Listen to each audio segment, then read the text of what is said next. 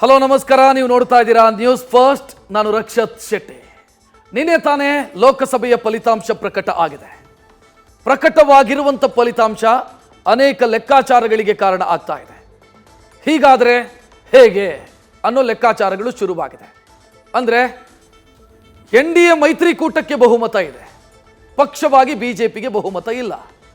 So ಇದು ಬಿಜೆಪಿಯ ಆತಂಕಕ್ಕೆ ಕಾರಣ ಆಗಿದರೆ, ಈ ಕಡೆ INDA ಮೈತ್ರಿಕೂಟ ಏನಿದೆ ಅದರ ನಿರೀಕ್ಷೆಗೆ ಕಾರಣ ಆಗಿದೆ.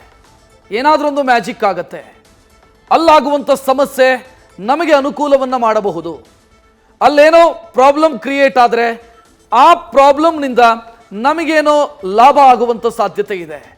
ಈ ರೀತಿಯ ಲೆಕ್ಕಾಚಾರವನ್ನು ಇಂಡಿಯಾ ಮೈತ್ರಿಕೂಟ ಹಾಕ್ಕೊಡ್ತಾ ಇದೆ. ಸೊ ಇದೆಲ್ಲದರ ಡೀಟೇಲ್ ಒಂದೊಂದಾಗೆ ನೋಡ್ತಾ ಹೋಗೋಣ. ಇದರ ಮಧ್ಯೆ ಪ್ರಧಾನಿ ನರೇಂದ್ರ ಮೋದಿ ಮತ್ತೆ ಪ್ರಮಾಣ ವಚನ ಸ್ವೀಕರಿಸೋದಕ್ಕೆ ದಿನಗಳು ಹತ್ತಿರವಾಗ್ತಾ ಇದೆ. ನರೇಂದ್ರ ಮೋದಿ 3.0ಗೆ ದೆಹಲಿಯಲ್ಲಿ ಸಿದ್ಧತೆಗಳಾಗ್ತಾ ಇದೆ. ಇವತ್ತು ಕ್ಯಾಬಿನೆಟ್ ವಿಸರ್ಜಿಸಿ ರಾಜೀನಾಮೆ ಸಲ್ಲಿಸಿದ್ದಾರೆ ನರೇಂದ್ರ ಮೋದಿ. ರಾಷ್ಟ್ರಪತಿ ದ್ರೌಪದಿ ಮುರ್ಮು ಅವರಿಗೆ ರಾಜೀನಾಮೆಯ ಪತ್ರವನ್ನು ಸಲ್ಲಿಸಿದ್ದಾರೆ. ಆ ನಂತರ ಸಂಪ್ರದಾಯದಂತೆ ಹಂಗಾಮಿ ಪ್ರಧಾನಿಯಾಗಿ, ಅಂದರೆ ಮುಂದೆ ಪ್ರಮಾಣ ವಚನ ಸ್ವೀಕರಿಸುವವರೆಗೂ ಕೂಡ ದೇಶದಲ್ಲಿ ಯಾವುದೇ ರೀತಿಯಲ್ಲಿ ಸಮಸ್ಯೆಯಾಗಬಾರದು ಅನ್ನೋ ಕಾರಣಕ್ಕಾಗಿ ಹಂಗಾಮಿ ಪ್ರಧಾನಿಯಾಗಿ ಅವರು ಮುಂದುವರೆದಿದ್ದಾರೆ. ಜೂನ್ 8ರಂದು ನರೇಂದ್ರ ಮೋದಿ ಅವರ ಪಟ್ಟಾಭಿಷೇಕ ಸಾಧ್ಯತೆ ಕಾಣ್ತಾ ಇದೆ. ಇದರ ಮಧ್ಯೆ NDA ಮತ್ತು ಇಂಡಿಯಾ ಕೂಟದಲ್ಲಿ ಬಿರುಸಿನ ಬೆಳವಣಿಗೆಗಳು ಕೂಡ ನಡೀತಾ ಇದೆ. ನೋಡ್ತಾ ಇದ್ದೀರಿ ದೃಶ್ಯಗಳನ್ನು. ನರೇಂದ್ರ ಮೋದಿ ಅವರು ರಾಷ್ಟ್ರಪತಿಯನ್ನ ಭೇಟಿಯಾಗಿ ಕ್ಯಾಬಿನೆಟ್ನ ನಿರ್ಧಾರ ಏನಿದೆ ಅದು 17ನೇ ಲೋಕಸಭೆಯನ್ನು ವಿಸರ್ಜಿಸುವಂಥ ನಿರ್ಧಾರ. ಆ ನಿರ್ಧಾರವನ್ನು ರಾಷ್ಟ್ರಪತಿಗೆ ತಲುಪಿಸಲಾಗಿದೆ. ಆ ಮೂಲಕ ಇಲ್ಲಿಯವರೆಗೆ ಏನು ಸಂಸದರಿದ್ರು, 17ನೇ ಲೋಕಸಭೆಯ ಸಂಸದರು ಯಾರೆಲ್ಲ ಇದ್ರು, ಇವತ್ತಿನಿಂದ ಮಾಜಿ ಅಂತ ಅಧಿಕೃತವಾಗಿ ಕರೆಸ್ಕೊಳ್ತಾರೆ. ಅಂದರೆ ಪ್ರತಾಪ್ ಸಿಂಹ ಒಂದು ಎಕ್ಸಾಂಪಲ್, ಒಂದಿಷ್ಟು ಎಕ್ಸಾಂಪಲ್ ಅಂತ ಹೇಳೋದು ಅಂತಾದರೆ, ನಿನ್ನೆವರೆಗೂ ಕೂಡ ಅವರು ಸಂಸದರು, ಇವತ್ತಿನಿಂದ ಮಾಜಿ ಸಂಸದರು.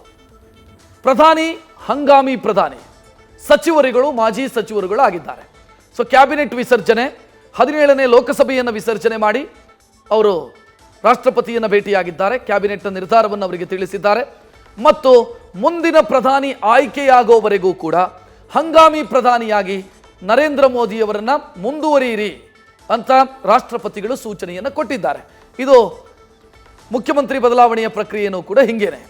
ನೆಕ್ಸ್ಟ್ ಇನ್ನು ಆಗಬೇಕಾಗಿರೋದು ಏನು ಅಂತಂದರೆ, ಶಾಸಕಾಂಗ ಪಕ್ಷದ ನಾಯಕರನ್ನು ಆಯ್ಕೆ ಮಾಡ್ತಾರೆ, ಅಂದರೆ ಲೀಡರನ್ನು ಆಯ್ಕೆ ಮಾಡ್ತಾರೆ. ಲೀಡರನ್ನು ಆಯ್ಕೆ ಮಾಡಿದ ನಂತರ ನಮಗಿಂತ ಪಕ್ಷಗಳ ಬೆಂಬಲ ಇದೆ ಅಂತ ಹಕ್ಕು ಮಂಡಿಸ್ತಾರೆ. ರಾಷ್ಟ್ರಪತಿಗಳನ್ನು ಭೇಟಿಯಾಗಿ ಪ್ರಮಾಣ ವಚನಕ್ಕೆ ಅವಕಾಶವನ್ನು ಮಾಡಿಕೊಡಿ ಅಂತ ತಿಳಿಸಲಾಗುತ್ತೆ. ಆ ಬಳಿಕ ಈಗಿನ ಮಾಹಿತಿ ಪ್ರಕಾರ ಶನಿವಾರ ನರೇಂದ್ರ ಮೋದಿಯವರು 3ನೇ ಬಾರಿ ಪ್ರಧಾನಿಯಾಗಿ ಪ್ರಮಾಣ ವಚನ ಸ್ವೀಕರಿಸೋದಕ್ಕಿದ್ದಾರೆ.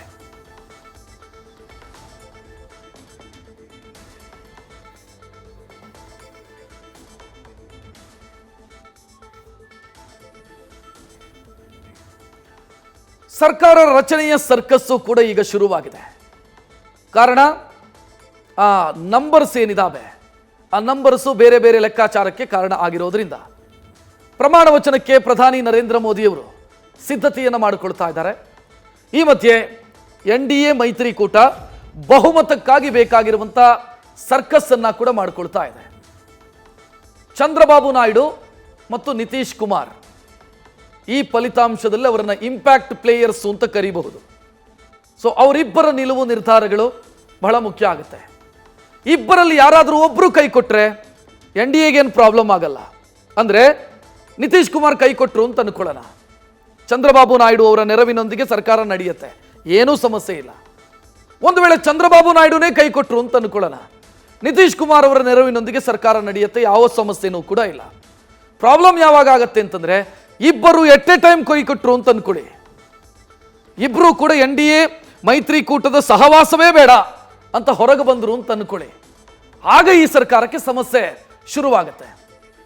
ಇದೇ ಕಾರಣಕ್ಕಾಗಿ ಇಂಡಿಯಾ ಮೈತ್ರಿಕೂಟ INDA ಒಕ್ಕೂಟದ ಪಕ್ಷಗಳು ಕೂಡ ಸಭೆಯನ್ನು ಕರೆದಿದ್ದಾವೆ. ಇವತ್ತು ಸಂಜೆ ಇದೇನು ಸ್ವಲ್ಪ ಹೊತ್ತಲ್ಲೇ ಸಭೆ ಕೂಡ ನಡೆಯೋದಕ್ಕಿದೆ. ಇನ್ನು ಬಹಳ ಕುತೂಹಲಕಾರಿ ಬೆಳವಣಿಗೆಯೊಂದು ನಡೆದಿದೆ.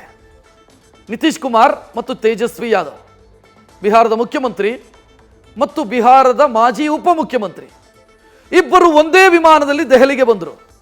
ಒಬ್ಬರು ಇಂಡಿಯಾ ಮೈತ್ರಿಕೂಟದ ಸಭೆಯಲ್ಲಿ ಭಾಗಿಯಾಗೋದಕ್ಕೆ ತೇಜಸ್ವಿ ಯಾದವ್, ಮತ್ತೊಬ್ಬರು NDA ಮೈತ್ರಿಕೂಟದ ಸಭೆಯಲ್ಲಿ ಭಾಗಿಯಾಗೋದಕ್ಕೆ ಈ ಕಡೆ ನಿತೀಶ್ ಕುಮಾರ್. ಇಬ್ಬರು ಒಂದೇ ಫ್ಲೈಟಲ್ಲಿ ಬಂದರು.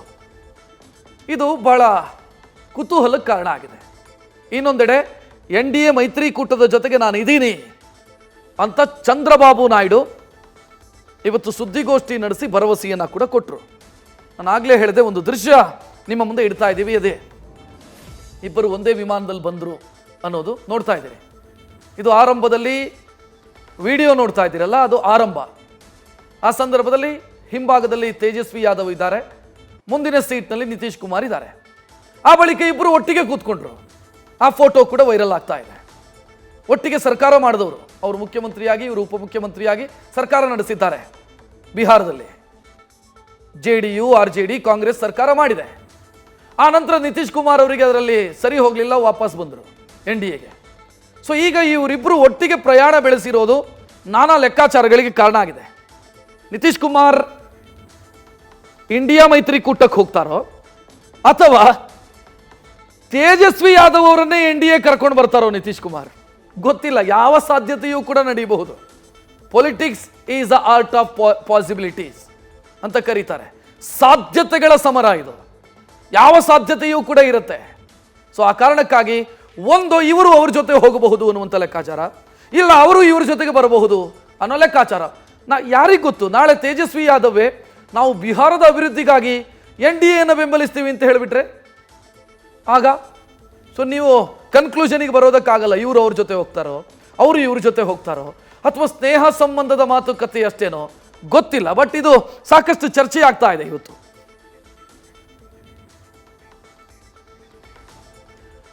ಇನ್ನು NDA ಮೈತ್ರಿಕೂಟದಲ್ಲಿ ಗುರುತಿಸಿಕೊಂಡಿರುವಂಥ ಪ್ರಮುಖರು, ಅದರಲ್ಲೊಬ್ಬರು ಚಂದ್ರಬಾಬು ನಾಯ್ಡು, ನಾನು ಆಗಲೇ ಹೇಳಿದೆ ನಾನು ಬೆಂಬಲ ಕೊಡ್ತೀನಿ ಅಂತ ಹೇಳಿದರು ಅಂತ. ಇನ್ನು ಬಿಹಾರದ ಮಾಜಿ ಮುಖ್ಯಮಂತ್ರಿ ಜಿತನ್ ರಾಮ್ ಮಾಂಜಿ, ಅವ್ರದ್ದು 1 ಸೀಟ್ ಇದೆ ಅವರ ಪಾರ್ಟಿಗೆ, ಅವರು ಜೊತೆಗೆ ಚಿರಾಗ್ ಪಾಸ್ವಾನ್ 5 ಸೀಟ್ ಇದೆ ಅವರ ಪಾರ್ಟಿಗೆ.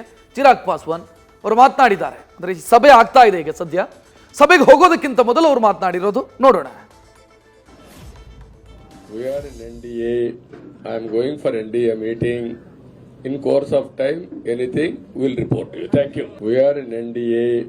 I am going for NDA meeting. In course of time, anything we'll report to you. Thank you. है कि भारत का तीसरी बार नरेंद्र भाई मोदी जी प्रधानमंत्री बनेंगे और हम लोग हिंदुस्तानी अवाम मोर्चा सेकुलर के लोग हैं, पहले से ही समर्थन दिए हुए हैं, आज भी करते हैं कि जहां नरेंद्र मोदी जी रहेंगे वहां हम लोग सब रहेंगे। हम लोग सब मिलकर के चाहते हैं कि भारत का तीसरी बार प्रधानमंत्री या नेतृत्व करें भारत का। तेजस्वी और नीतीश एक ही फ्लाइट में, उससे कोई मतलब नहीं, वो चांस है, आगे आगे देखिए उन्होंने कहा कुछ इस तरह की बात। वो तो आप लोगों के लिए कह दिए हैं, वैसी कोई बात नहीं है। चलिए निर्णायक क्या होने वाला है, थोड़ा सा ये बता दीजिए। आप प्रधानमंत्री नरेंद्र मोदी जी बनेंगे, हम लोग उनको नेता चुनेंगे। किसी को कोई ऑफर नहीं मिल रहा है और NDA गठबंधन एकजुट है। इस बात को आप लोग लिख लीजिए। अब वो दिन दूर नहीं जब मेरे प्रधानमंत्री नरेंद्र मोदी जी के नेतृत्व में NDA का हर एक घटक दल मजबूती से हम लोग सरकार बनाएंगे। शपथ लेने की तैयारी है और ये सरकार मजबूती से अगले 5 साल मेरे प्रधानमंत्री जी के नेतृत्व में चलेगी। यूपी में कहाँ चूक हो गई? भाई कहाँ चूक हुई ये जरूर मंथन करने का विषय है। NDA एक साथ बैठकर जरूर इस पर चिंतन हम लोग करेंगे और 2029 के लोकसभा के चुनाव में बिहार से 40 की 40 NDA ಮೈತ್ರಿಕೂಟದ ಸದಸ್ಯರು ಮಾತನಾಡಿದ್ದನ್ನು ನೋಡಿದ್ರಿ. ಅದರಲ್ಲಿ ಚಂದ್ರಬಾಬು ನಾಯ್ಡು ನಾನು ಸಪೋರ್ಟ್ ಮಾಡ್ತೀನಿ ಅಂತಂದ್ರು, ಜಿತನ್ ರಾಮ್ ಮಾಂಜಿ ನರೇಂದ್ರ ಮೋದಿ ಅವರು ಪ್ರಧಾನಿ ಆಗ್ತಾರೆ ಅಂತ ಹೇಳಿದರು. ನನಗೆ ಚಿರಾಗ್ ಪಾಸ್ವಾನ್ ಅವರು ಮಾತನಾಡಿದ್ದನ್ನು ನೋಡೋ ಸಂದರ್ಭದಲ್ಲಿ ಒಂದಿಷ್ಟು ಇತಿಹಾಸವನ್ನು ಕೂಡ ನಾವು ನೆನಪು ಮಾಡಿಕೊಳ್ಬೇಕು. ಚಿರಾಗ್ ಪಾಸ್ವಾನ್ ಅವರ ತಂದೆ ರಾಮ್ ವಿಲಾಸ್ ಪಾಸ್ವಾನ್ ಅವರನ್ನು ಈ ದೇಶದ ರಾಜಕಾರಣ ಯಾವ ರೀತಿ ನೆನಪು ಮಾಡಿಕೊಳ್ಳುತ್ತೆ ಅಂತಂದರೆ, ಅವರು ಅಧಿಕಾರ ಎಲ್ಲಿದೆಯೋ ಅಲ್ಲಿ ಇದ್ದಂಥವ್ರು. ದಿವಂಗತ ಪಾಸ್ವಾನ್ ಅವರು ಎಲ್ಲಿ ಅಧಿಕಾರ ಇದೆಯೋ ಅಲ್ಲಿ ಇದ್ರು. UPA ಜೊತೆಗೇನೂ ಇದ್ದರು, NDA ಜೊತೆಗೇನೂ ಇದ್ದರು. ಈಗ ಅವರ ಪುತ್ರ ಹೇಳ್ತಿದ್ದಾರೆ, ನನ್ನ ಪ್ರಧಾನಿ ನಾನು ಯಾವ ಕಾರಣಕ್ಕೂ ಕೂಡ NDA ಬಿಟ್ಟು ಹೋಗಲ್ಲ ಅಂತ ಹೇಳ್ತಾ ಇದ್ದಾರೆ. ನಾವು ಒಂದು ಡೀಟೇಲ್ ಅನ್ನು ನೋಡಿಬಿಡೋಣ. ಸದ್ಯಕ್ಕೆ ಈ ನಂಬರ್ಸ್ ಯಾವ ರೀತಿ ಇದೆ ಮತ್ತು ಏನು ಸಾಧ್ಯತೆಗಳು ಆದರೆ ಏನಾಗಬಹುದು ಅನ್ನೋದನ್ನು ಒಮ್ಮೆ ನೋಡಿಬಿಡೋಣ. ಗಮನಿಸ್ತಾ ಇದ್ದೀರಿ, NDA ಮೈತ್ರಿಕೂಟದ ಟೋಟಲ್ ನಂಬರ್ ಇರೋದು 292, ಬಹುಮತಕ್ಕೆ ಅಗತ್ಯ ಇರೋದು 272. ಸೊ ಇಲ್ಲಿ BJP 240 ಸೀಟುಗಳನ್ನು ಹೊಂದಿದೆ. 32 ಸೀಟು BJPಗೆ ಬಹುಮತಕ್ಕಿಂತ ಕಡಿಮೆ ಇದೆ. TDP, JDU, Shiv Sena, LJP, JDS, RLD, Jana Sena ಮತ್ತು ಇತರೆ ಪಕ್ಷಗಳು, ಜೀತನ್ ರಾಮ್ ಮಾಂಜಿಯವರ ಪಕ್ಷವು ಸೇರಿ ಇಷ್ಟು ಸೇರಿದರೆ 292 ಆಗುತ್ತೆ. ಇಲ್ಲಿ ಒಂದು ಸಾಧ್ಯತೆಯನ್ನು ನಾವು ನೋಡೋಣ.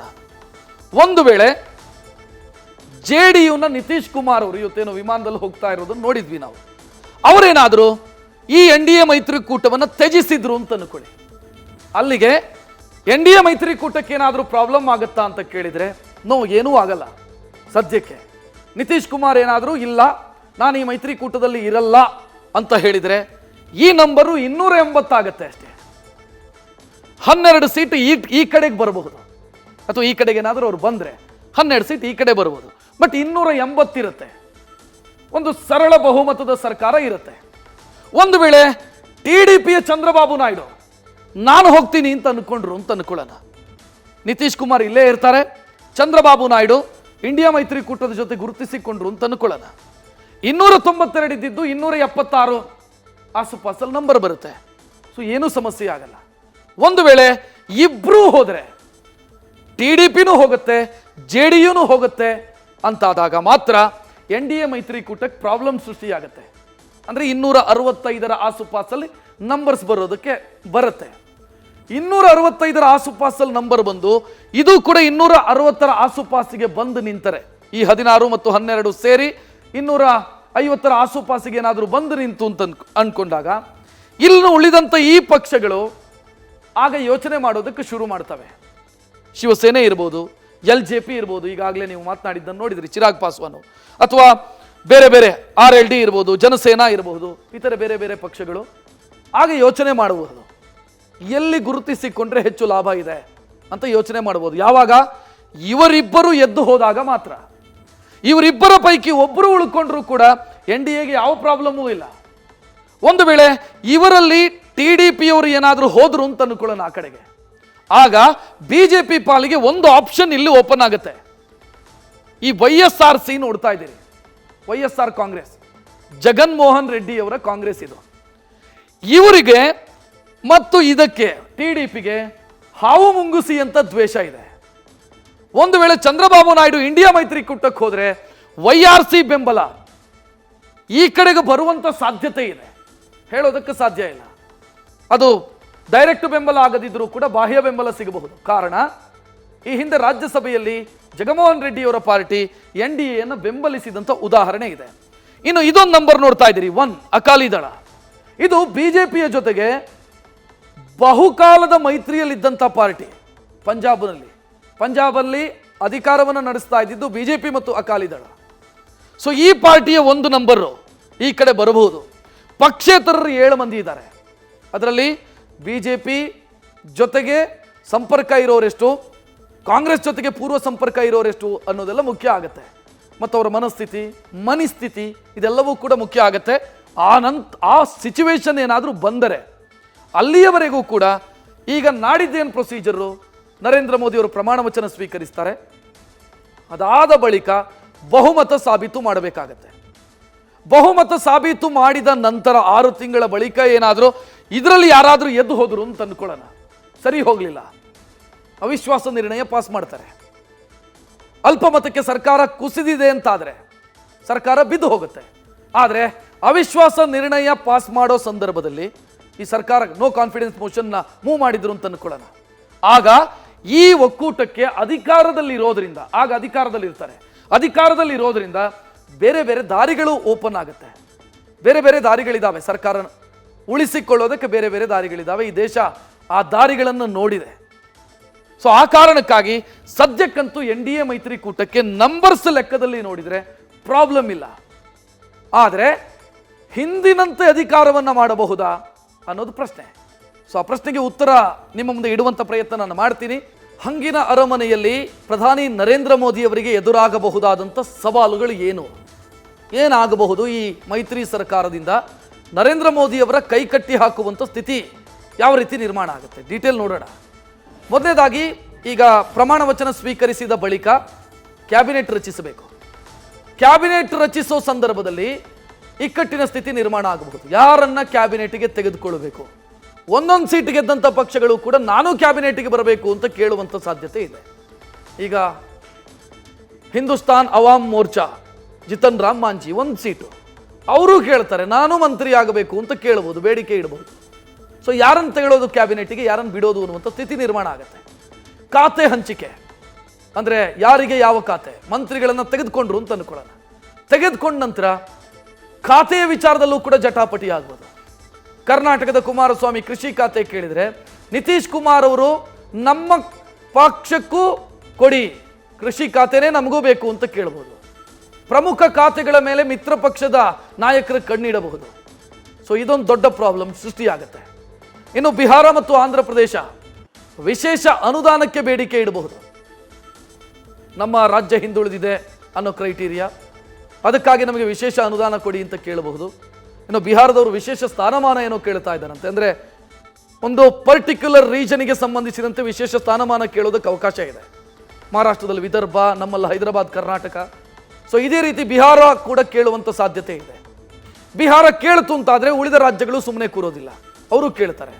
ಇನ್ನು ಬಜೆಟ್ ಮಂಡನೆ ವೇಳೆಯೂ ಕೂಡ ನರೇಂದ್ರ ಮೋದಿಗೆ ಅವರಿಗಿದ್ದಂಥ ಸ್ವಾತಂತ್ರ್ಯ ಏನಿದೆ ಅದು ಮುಂದೆ ಇರಲಿಕ್ಕಿಲ್ಲ. ನಾಡಿದ್ದು ಎಲ್ಲವೂ ಮುಗಿದ ನಂತರ ಬಜೆಟ್ ಮಂಡಿಸಬೇಕು. ಜುಲೈಯಲ್ಲಿ ಬಜೆಟ್ ಮಂಡಿಸ್ತಾರೆ ಅಂತ ಲೆಕ್ಕ. ಸೊ ಆ ಸಂದರ್ಭದಲ್ಲಿ ಎಲ್ಲ ರೀತಿಯ ಸ್ವಾತಂತ್ರ್ಯ ಸಿಗದೇ ಇರಬಹುದು. UCC ಯೂನಿಫಾರ್ಮ್ ಸಿವಿಲ್ ಕೋಡ್, ಸಮಾನ ನಾಗರಿಕ ನೀತಿ ಸಂಹಿತೆ, ಇದನ್ನು ಜಾರಿ ಮಾಡ್ತೀವಿ ಅಂತ BJP ಹೇಳಿತ್ತು. ಬಟ್ JDU ಮತ್ತು TDP ಒಪ್ಪೋದಕ್ಕೆ ಸಾಧ್ಯ ಇಲ್ಲ ಇದಕ್ಕೆ. ಕಾರಣ, JDUಗೆ ಮುಸ್ಲಿಂ ವೋಟ್ ಬ್ಯಾಂಕ್ ಇದೆ, TDPಗೆ ಮುಸ್ಲಿಂ ಮತದಾರರ ಬೆಂಬಲ ಇದೆ. ಆ ಕಾರಣಕ್ಕಾಗಿ UCC ಜಾರಿ ಮಾಡ್ತೀನಿ ಅಂತ BJP ಏನು ಯೋಚನೆ ಮಾಡಿದೆ, ಅದನ್ನು ಮಾಡೋದಕ್ಕೆ ಸಾಧ್ಯವಾಗದೇ ಇರಬಹುದು. ಇದರ ಜೊತೆಗೆ ಖಡಕ್ ನಿರ್ಧಾರಗಳನ್ನು ತೆಗೆದುಕೊಳ್ಳೋ ವಿಚಾರ, ಅಥವಾ ಯಾರನ್ನೂ ಸಂಪರ್ಕಿಸದೆ ಏಕಾಏಕಿ ದಿಢೀರ್ ನಿರ್ಧಾರಗಳನ್ನು ತೆಗೆದುಕೊಳ್ಳುವಂಥ ವಿಚಾರ ಏನಿದೆ, ನರೇಂದ್ರ ಮೋದಿ ಮತ್ತು ಅಮಿತ್ ಶಾ ಜೋಡಿ, ಅದಕ್ಕೂ ಕೂಡ ಬ್ರೇಕ್ ಬೀಳೋದು ಖಚಿತ. ನೀವು ನೋಟ್ ಬ್ಯಾನ್ ಅಂತ ನಿರ್ಧಾರ ಗಮನಿಸಿರ್ಬೋದು, ಅದರಿಂದ ಏನು ಲಾಭ ಆಯಿತು ಅನ್ನೋದು ಬೇರೆ. ಏಕಾಏಕಿ ನಿರ್ಧಾರ ತೆಗೆದುಕೊಂಡು ಬಿಟ್ರು, ಯಾರಿಗೂ ಗೊತ್ತಾಗದಂಥ ನಿರ್ಧಾರ. ಆರ್ಟಿಕಲ್ 370 ರದ್ದಾಗಬೇಕು ಅನ್ನೋದರ ಬಗ್ಗೆ ಒತ್ತಾಯ ಇತ್ತು. ಯಾವಾಗ ಅನ್ನುವಂಥ ಪ್ರಶ್ನೆಗೆ ಸರ್ಕಾರ ಉತ್ತರವೇ ಕೊಡಲಿಲ್ಲ. ಏಕಾಏಕಿ ಬಿಲ್ ಟೇಬಲ್ ಆಯಿತು ಲೋಕಸಭೆಯಲ್ಲಿ ಮತ್ತು ರಾಜ್ಯಸಭೆಯಲ್ಲಿ. ಸೊ ಈ ರೀತಿ ದಿಢೀರ್ ನಿರ್ಧಾರಗಳು, ಖಡಕ್ ನಿರ್ಧಾರಗಳನ್ನು ತೆಗೆದುಕೊಳ್ಳೋದಕ್ಕೆ ಸಮಸ್ಯೆಯಾಗುವಂಥ ಸಾಧ್ಯತೆಗಳು ಕಾಣ್ತಾ ಇದೆ. ಇದು ನರೇಂದ್ರ ಮೋದಿಯವರು ಎದುರಿಸಬಹುದಾದಂಥ ಸವಾಲುಗಳ ಪಟ್ಟಿಯಲ್ಲಿ ಪ್ರಮುಖವಾಗಿರೋದು. ಸೊ ಇದರ ಮಧ್ಯೆ ಇನ್ನೊಂದು ಬ್ರೇಕಿಂಗ್ ಈಗ ಅಪ್ಡೇಟ್ ಸಿಗ್ತಾ ಇದೆ. NDA ನಾಯಕರ ಸಭೆಯಲ್ಲಿ ಮಿತ್ರ ಪಕ್ಷಗಳು ಬೆಂಬಲದ ಪತ್ರವನ್ನು ಕೊಟ್ಟಿದ್ದಾರೆ. ಅಂದರೆ TDP Telugu Desam party, JDU Janata Dal United ಮತ್ತು JDS ಜನತಾದಳ ಸೆಕ್ಯುಲರು. ಸೊ ಉಳಿದಂಥ ಪಕ್ಷಗಳು ಯಾವುದೆಲ್ಲ ಇದ್ದಾವೆ ಅದರಲ್ಲಿ LJP ಬರುತ್ತೆ, ಶಿವಸೇನೆ ಬರುತ್ತೆ, ಇವರೆಲ್ಲರೂ ಕೂಡ ಪತ್ರ ಕೊಟ್ಟಿದ್ದಾರೆ. ಸೊ ಆ ಮೂಲಕ ಸರ್ಕಾರ ರಚನೆಗೆ ಹಾದಿ ಸುಗಮ ಆಗಿದೆ. ಸರ್ಕಾರ ರಚನೆಗೆ ಹಕ್ಕು ಮಂಡನೆ ಮಾಡೋದಕ್ಕಿದೆ NDA. ಮೋದಿಯವರನ್ನ ನಾಯಕರನ್ನಾಗಿ ಆಯ್ಕೆ ಮಾಡಿ ಆ ಬಳಿಕ ಪ್ರಮಾಣ ವಚನಕ್ಕೆ ಬೇಕಾದಂಥ ಸಿದ್ಧತೆಗಳ ಚಂದ್ರಬಾಬು ನಾಯ್ಡುಗೆ NDA ಸಂಚಾಲಕ ಹುದ್ದೆ ಸಿಗುವಂಥ ಸಾಧ್ಯತೆಗಳಿದ್ದಾವೆ. ಈ ಬಗ್ಗೆ ಮಾತನಾಡೋದಕ್ಕೆ ಹೆಚ್ಚಿನ ವಿಶ್ಲೇಷಣೆಗೆ ಹಿರಿಯ ಪತ್ರಕರ್ತ, ರಾಜಕೀಯ ವಿಶ್ಲೇಷಕ BV ಶಿವಶಂಕರ್ ನೇರ ಸಂಪರ್ಕದಲ್ಲಿ. ಸರ್ ನಮಸ್ಕಾರ. ಸರ್, ಇಲ್ಲಿ ನರೇಂದ್ರ ಮೋದಿ ಅವರ ಬೆಂಬಲಿಗರು ಕಳೆದ 2 ಅವಧಿಯಲ್ಲಿ 14 ಮತ್ತು 19ರಲ್ಲಿ ಮೋದಿಗೊಂದು ಇಮೇಜ್ ಅನ್ನ ಕೊಟ್ಟಿದ್ರು, ಸಶಕ್ತ ಸರ್ವಶಕ್ತ ಪ್ರಧಾನಿ ಅಂತ. ನೆಕ್ಸ್ಟ್ ಟರ್ಮ್ ಅಲ್ಲದ ಆ ಸಶಕ್ತ ಸರ್ವಶಕ್ತ ಅನ್ನುವಂಥ ಬಿರುದಾವಳಿಗಳು ಉಳಿಯುತ್ತೆ ಅಂತ ಅನ್ಕೊಳ್ತೀರಾ ನೀವು, ಅಥವಾ ಸಮಸ್ಯೆಗಳಿದಾವ? ರಕ್ಷಿತ್, ಈಗ ಮೋದಿ ಅವರು ತಮ್ಮ ರಾಜಕೀಯ ಜೀವನದಲ್ಲಿ ಒಂದು ರೀತಿಯಲ್ಲಿ ಹೊಸ ಘಟ್ಟವನ್ನ ಪ್ರವೇಶಿಸ್ತಾ ಇದ್ದಾರೆ, ಒಂದು ಹೊಸ ಫೇಸ್ ಅನ್ನ ಪ್ರವೇಶಿಸ್ತಾ ಇದ್ದಾರೆ ಅಂತ ನನ್ಗನ್ಸುತ್ತೆ. ಯಾಕೆ ಅಂತಂದ್ರೆ ಅವರು ಗುಜರಾತ್ ಚೀಫ್ ಮಿನಿಸ್ಟರ್ ಆಗಕ್ ಮುಂಚೆ ಅವರು ಬಿಜೆಪಿನಲ್ಲಿ ಆರ್ಗನೈಸೇಷನಲ್ ಸೆಕ್ರೆಟರಿ ಆಗಿ ಇದ್ರು. ಆಮೇಲೆ ಗುಜರಾತ್ ಚೀಫ್ ಮಿನಿಸ್ಟರ್ ಆಗಿ 12 ವರ್ಷ ಅಧಿಕಾರವನ್ನ ಅಂದ್ರೆ ಚಲಾಯಿಸಿದ್ರು. ಆಡಳಿತದಲ್ಲಿದ್ರು, ಪವರ್ ನಲ್ಲಿದ್ರು. ಅದಾದ್ಮೇಲೆ 10 ವರ್ಷ ಪ್ರೈಮ್ ಮಿನಿಸ್ಟರ್ ಆಗಿದ್ರು. ಅವಾಗ ಯಾವಾಗ್ಲೂ ಇಲ್ಲದೆ ಇರುವಂತಹ ಒಂದು ಹೊಸ ತರದ ಸನ್ನಿವೇಶ ಇವಾಗ ಅವ್ರಿಗೆ ಬರ್ತಾ ಇದೆ. ಯಾವುದು ಅದು ಅಂದ್ರೆ ಈ ಅಲಯನ್ಸ್ ಅಂದ್ರೆ ಕೊಯಿಲಿಷನ್ ಅಂದ್ರೆ ಏನು ಮೈತ್ರಿ ಸರ್ಕಾರವನ್ನ ಏನು ಅದರ ನೇತೃತ್ವವನ್ನು ವಹಿಸ್ಕೊಳ್ಳುತ್ತದೆ. ಈ ಅನುಭವ ಯಾವತ್ತೂ ಅವ್ರಿಗಾಗಿಲ್ಲ. ಅಂದ್ರೆ ಮೈತ್ರಿ ಸರ್ಕಾರವನ್ನು ಯಾವತ್ತೂ ಅವರು ನಡೆಸಿದ್ದಿಲ್ಲ. ಅಂದ್ರೆ ನೀವು ಹಂಗಿನ ಏನು ಅರಮನೆ ಅಂತ ಹೇಳ್ತಾ ಇದ್ರು, ಹಂಗ್ ಒಂದು ಅಸೆಂಬ್ಲಿ ಆಗ್ಲಿ, ಹಂಗ್ ಪಾರ್ಲಿಮೆಂಟ್ಗಾಗ್ಲಿ ಅವ್ರ ನಾಯಕನಾಗಿ ಯಾವತ್ತೂ ಇದ್ದಿದ್ದಿಲ್ಲ. ಈಗ ಅವರು ಅದಕ್ಕೆ ಆ ಒಂದು ಹೊಸ ಅನುಭವಕ್ಕೆ ಅವ್ರು ಕಾಲಿಡ್ತಾ ಇದ್ದಾರೆ. ಅದಕ್ಕೆ ತಕ್ಕ ಹಾಗೆ ನೀವು ಹೇಳಿದ ಹಾಗೆ ಅವರ ಅಪ್ರೋಚು, ಅವರ ಆಟಿಟ್ಯೂಡ್ ಚೇಂಜ್ ಆಗ್ಬೇಕಾಗತ್ತೆ. ಅದು ಎಷ್ಟು ಈಸಿಯಾಗಿ ಚೇಂಜ್ ಮಾಡ್ಕೊಳ್ತಾರೆ ಅವ್ರ ವ್ಯಕ್ತಿತ್ವ.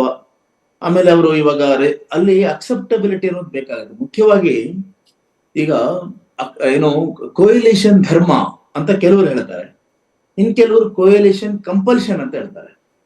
ಅವೆರಡಕ್ಕೂ ಮೀರಿದಂತಹ ಒಂದು ಮಾತನ್ನ ಈ ವಾಜಪೇಯಿ ಅವರು ಇದೇ ಮೋದಿ ಅವರು ಒಂದು ಮಾತು ಹೇಳಿದ್ರು. ಅಂದ್ರೆ ಗೋದ್ರ ಹತ್ಯಾಕಾಂಡದ ಸಮಯದಲ್ಲಿ ಈ ನಾಯಕನಾದವನಿಗೆ ರಾಜಧರ್ಮ ಅನ್ನೋದೊಂದು ಇರ್ಬೇಕು, ಆ ರಾಜಧರ್ಮವನ್ನ ಪಾಲಿಸ್ಬೇಕು ಅಂತ. ಆ ರಾಜಧರ್ಮವನ್ನ ನಿಜವಾಗಿ ಅರ್ಥದಲ್ಲಿ ಪಾಲಿಸ್ಬೇಕಾದಂತಹ ಸಂದರ್ಭ ಇವಾಗ ಅವ್ರಿಗೆ ಬರುತ್ತೆ. ಅದನ್ನ ಕೊಯಿಲಿಷನ್ ಧರ್ಮ ಅಂತ ಅನ್ಕೊಳ್ಳಿ ಅಥವಾ ಕೊಯಿಲಿಷನ್ ಕಂಪಲ್ಷನ್ ಅಂತ ಅನ್ಕೊಳ್ಳಿ, ಅದನ್ನ ಅವ್ರು ಪಾಲಿಸ್ಬೇಕಾಗತ್ತೆ. ಅದು ಮೊದಲನೇದಾಗಿ. ಅದರಲ್ಲಿ ಸಾಕಷ್ಟು ಅಂತಂದ್ರೆ ಇಲ್ಲಿ ನೀವು ಹೇಳಿದ ಹಾಗೆ ಒಬ್ಬ ಪವರ್ಫುಲ್ ಪ್ರಧಾನಿ ಅಂದ್ರೆ ಡಿಸಿಸಿವ್ ಆಗಿದ್ರು ಅಂತ. ತೀರ್ಮಾನವನ್ನ ಬಹಳ ಬೇಗ ತಗೋತಾ ಇದ್ರು. ತೀರ್ಮಾನವನ್ನ ಯಾರ ಒಂದು ಅವಲಂಬನೆ ಇಲ್ಲದೆ, ಯಾರ ಒಂದು ಇದು ಮುಲಾಜಿಲ್ಲದೆ. ಈಗ ನಾನೇನೋ ಒಂದು ತೀರ್ಮಾನ ತಗೋಬೇಕಂದ್ರೆ ಅದನ್ನ ನಿಮ್ಮನ್ನ ಕೇಳ್ಬೇಕು, ಇನ್ನೊಬ್ಬರನ್ನ ಕೇಳ್ಬೇಕು, ಅವ್ರ ಅಪ್ರೂವಲ್ ತಗೊಳ್ಬೇಕು, ಆಮೇಲೆ ಮಾಡ್ಬೇಕು ಅನ್ನುವಂತ ಒಂದು ಪರಿಸ್ಥಿತಿ ಅವರಿಗೆ ಇದುವರೆಗೂ ಇರ್ಲಿಲ್ಲ. ಹಾಗಾಗಿ ಕ್ವಿಕ್ ಆಗಿ ಒಳ್ಳೆ ಡಿಸಿಷನ್, ಕೆಟ್ಟ ಡಿಸಿಷನ್, ಸರಿಯಾದದ್ದೋ ಅಲ್ವೋ ಆ ತೀರ್ಮಾನ ತಗೋತಾ ಇದ್ರು. ಆ being decisive is very very important for A prime minister ಅನ್ನುವಾಗ ಅದರಲ್ಲಿ ಕ್ವಾಲಿಫೈ ಆಗಿ ಯಾರು ನರೇಂದ್ರ ಮೋದಿ ಅವರು. ಆದರೆ ಈಗ ಅವರು ಏನ್ ಮಾಡ್ಬೇಕಾಗಿದೆ, ಅಪ್ರೂವಲ್ ತಗೊಳ್ಬೇಕಾಗಿದೆ. ಇಲ್ಲೇನಂತಂದ್ರೆ ಅವ್ರಿಗೂ ಇದುವರೆಗೂ ಅವ್ರು ಏನಂತಂದ್ರೆ ಹೈಕಮಾಂಡ್ ಅನ್ನೋದು ಅವ್ರಿಗೆ ಇರ್ಲಿಲ್ಲ ಅಂತ. ಅಂದ್ರೆ ಈ ಕೊಯಿಲಿಷನ್ ಗವರ್ನಮೆಂಟ್ ಅಲ್ಲಿ ಏನಾಗುತ್ತೆ ಅಂದ್ರೆ ಹೈಕಮಾಂಡ್ ಅಂತಂದ್ರೆ ಈ ಒಂದು ಏನಾಗುತ್ತೆ, ಈಗ ಒಂದು ಕೋಆರ್ಡಿನೇಷನ್ ಕಮಿಟಿ ಅಂತ ಆಗುತ್ತೆ. ಅಂದ್ರೆ ಆ ಕೋಆರ್ಡಿನೇಷನ್ ಕಮಿಟಿಗೆ ಒಬ್ಬ ಸಂಚಾಲಕರು ಅಂತ ಬರ್ತಾರೆ. ಆ ಸಂಚಾಲಕರು ಯಾರಾಗ್ತಾ ಇದ್ದಾರೆ ಅಂದ್ರೆ ಚಂದ್ರಬಾಬು ನಾಯ್ಡು ಅಂತ ನೀವು ಕೂಡ ಹೇಳಿದ್ರೆ ಅದು ನಮಗೂ ಆ ತರದ ಒಂದು ಇಂಡಿಕೇಶನ್ ಇರುತ್ತೆ. ಆ ತರದ ಒಂದು ಕೋಆರ್ಡಿನೇಷನ್ ಕಮಿಟಿಯಲ್ಲಿ ಅದನ್ನು ಫಾರ್ಮ್ ಹಾಕ್ಬೇಕು. ಅದಕ್ಕೆ ಅವ್ರು ರಿಪೋರ್ಟ್ ಮಾಡ್ಕೋಬೇಕು ಯಾವಾಗ್ಲೂ. ಆ ರಿಪೋರ್ಟ್ ಮಾಡ್ಕೊಂಡು ಇವಾಗ ಫಾರ್ ಎಕ್ಸಾಂಪಲ್ ಯಾವುದೋ ಒಂದು ಪಾಲಿಸಿಯನ್ನ ಮಾಡ್ಬೇಕಾಗಿದ್ರೆ ಕೋಆರ್ಡಿನೇಷನ್ ಕಮಿಟಿ ಅದನ್ನ ಅಪ್ರೂವ್ ಮಾಡ್ತಾ. ಅದಕ್ಕೂ ಮುಂಚೆ ಒಂದು ಕಾಮನ್ ಮಿನಿಮಮ್ ಪ್ರೋಗ್ರಾಮ್ CMP ಅನ್ನೋದನ್ನ ಮಾಡ್ಕೋಬೇಕಾಗತ್ತೆ. ಆ ಮಾಡ್ಕೊಳ್ಳುವಾಗ ಸಾಕಷ್ಟು ರಾಜಿಗಳನ್ನ ಮಾಡ್ಕೋಬೇಕಾಗತ್ತೆ. ಆ ರಾಜಿಗೆ ರೆಡಿ ಆಗ್ಬೇಕಾಗತ್ತೆ. ಇದೆಲ್ಲವೂ ಅಂತಂದ್ರೆ ಇದು ಬೇರೆಯವರಿಗೆಲ್ಲ ಅಭ್ಯಾಸ ಇದೆ. ಅದು ವಾಜಪೇಯಿ ಅವರು 21 ಪಕ್ಷಗಳ ಮೈತ್ರಿಕೂಟ ಸರ್ಕಾರಕ್ಕೆ ಇದು ನೇತೃತ್ವವನ್ನು ವಹಿಸಿದ್ರು, ಪ್ರಧಾನಿಯಾಗಿದ್ರು. ಮನಮೋಹನ್ ಸಿಂಗ್ ಅವರಾಗಿದ್ರು. ನಮ್ಮಲ್ಲಿ ಕರ್ನಾಟಕದಲ್ಲಿ ಈ ಕುಮಾರಸ್ವಾಮಿ ಅವ್ರನ್ನ ಕೇಳಿದ್ರೆ ಗೊತ್ತಾಗುತ್ತೆ ಅದರ ತಾಪತ್ರಯ ಏನು ಅಂತ. ಅವರು ಎಷ್ಟೋ ಸಾರಿ ಬಹಿರಂಗವಾಗಿ ಹತ್ತು ಬಿಟ್ಟಿದ್ದಾರೆ. ನೋಡಿ, ಈ ಕೊಯಿಲಿಷನ್ ಗವರ್ನಮೆಂಟ್ ಅಲ್ಲಿ ನಾನು ಮುಖ್ಯಮಂತ್ರಿ ಆಗ್ಬಿಟ್ಟು ಚಿತ್ರವಧೆಯನ್ನ ಅನುಭವಿಸಿದೆ, ಸಾಂದರ್ಭಿಕ ಶಿಶು ಅಂತ ಅವರೇ ಬಣ್ಣಿಸ್ಕೊಳ್ಳುವಂತ ಕುಮಾರಸ್ವಾಮಿ ಅವ್ರನ್ನ ಕೇಳಿದ್ರೆ ಅದರ ಸಂಕಷ್ಟಗಳು ಏನು ಅಂತ ಗೊತ್ತಾಗುತ್ತೆ. ಆ ಸಂಕಷ್ಟಕ್ಕೆ ಇವತ್ತು ಮೋದಿ ಅವರು ಒಳಗಾಗ್ತಾ ಇದ್ದಾರೆ. ಅದು ಆ ಸಂಕಷ್ಟಕ್ಕೆ ಒಳಗಾಗ್ತಾರ, ಇಲ್ಲ ಅದನ್ನ ಸರಿಯಾಗಿ ಒಂದು ಸಮರ್ಥವಾಗಿ ನಿಭಾಯಿಸ್ತಾರ ಅನ್ನೋದನ್ನ ನಾವು ಮುಂದೆ ನೋಡ್ಬೇಕಾಗಿದೆ. ಉದಾಹರಣೆಗೆ ಈಗ ಚಂದ್ರಬಾಬು ನಾಯ್ಡು ಅವರು ನಮ್ಗೆ ಗೊತ್ತಾಗ್ತಾ ಇರೋ ಹಾಗೆ ಒಂದು ರಿಪೋರ್ಟ್ ಏನ್ ಬರ್ತಾ ಇದೆ ಅಂದ್ರೆ ಅವ್ರಿಗೂ ಮತ್ತೆ ಅಮಿತ್ ಶಾ ಅವ್ರಿಗೂ ಅಷ್ಟು ಒಳ್ಳೆ ಇದಿಲ್ಲ ಅಂತ, ಅಂದ್ರೆ ಸಂಬಂಧ ಇಲ್ಲ, ಸ್ನೇಹ ಇಲ್ಲ ಅಂತ. ಯಾಕೆ ಅಂತಂದ್ರೆ ಅವರು ಆಂಧ್ರ ಪ್ರದೇಶದ ರಾಜಕೀಯದಲ್ಲಿ ರಾಜಕೀಯದ ಕಾರಣ ಅಂದ್ರೆ ಲೋಕಲ್ ಪಾಲಿಟಿಕ್ಸ್ ಹೇಗಾಯ್ತು ಅಂತಂದ್ರೆ ಈ ಜಗನ್ ರೆಡ್ಡಿ ಅವರು ಅವ್ರನ್ನ ಜೈಲಿಗೆ ಹಾಕಿದ್ರು. ಸುಮಾರು 8 ತಿಂಗಳು ಜೈಲಲ್ಲಿ ಇದ್ರು ಅಂತ ಸಮಯದಲ್ಲಿ ಕೇಂದ್ರ ಗೃಹ ಸಚಿವರಾಗಿದ್ದಂತಹ ಇದು ಅಮಿತ್ ಶಾ ಅವರು ಅವ್ರನ್ನ ಸರಿಯಾದ ರೀತಿಯಲ್ಲಿ ಬೆಂಬಲಿಸಲಿಲ್ಲ ಅನ್ನೋ ನೋವಿದೆ ಆಮೇಲೆ ಯಾರಿಗೆ, ಚಂದ್ರಬಾಬು ನಾಯ್ಡು ಅವರಿಗೆ ಅನ್ನೋದೊಂದು ಸುದ್ದಿ ಇದೆ.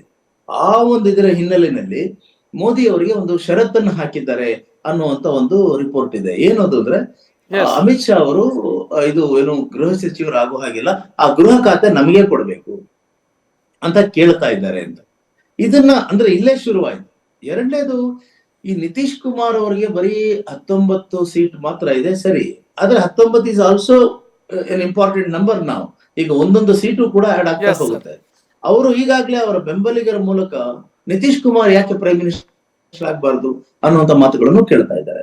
S, thank you sir, News First ಜೊತೆಗೆ ಮಾತನಾಡಿದ್ದಕ್ಕೆ. ಇದು ಈವರೆಗಿನ ಪ್ರಮುಖ ಸುದ್ದಿ. ಕ್ಷಣದ ಮಾಹಿತಿಗಾಗಿ ನೋಡ್ತಾ ಇರಿ ನ್ಯೂಸ್ ಫಸ್ಟ್, ನಿರ್ಭೀತಿಯಿಂದ ನಿಮ್ಮ ಪರವಾಗಿ.